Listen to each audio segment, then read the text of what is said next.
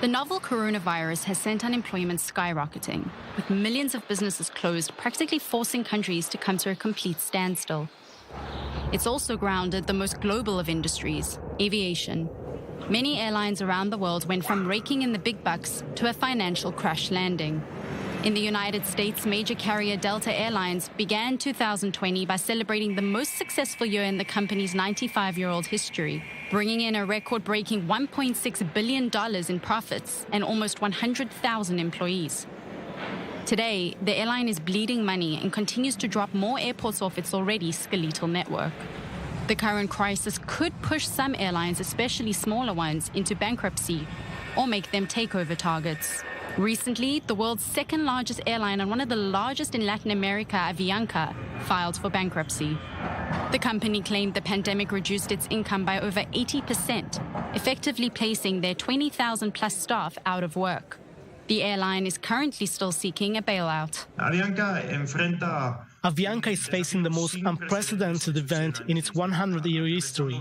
We conclude that the reorganization, protected under Chapter 11, is the best path to go forward.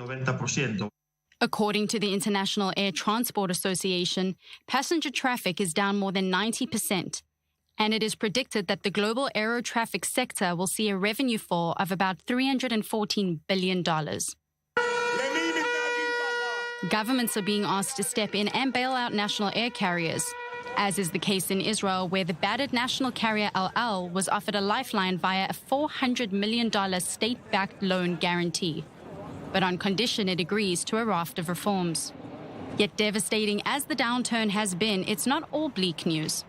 Some airlines are optimistic and pushing to get their operations to take off again, obviously within limits. One of Israel's smaller airlines, Israel, is slowly returning to the skies. We have to keep hoping, and we have to wish, as long as we keep our company up and running. Unlike any other companies, Israel took a different decision. And right now, about 40% of our employees are working. With all the unknowns surrounding this pandemic, it may be months, if not years, before airlines operate as many flights as they did before the crisis. For now, though, it seems that for airlines, the sky is no longer the limit.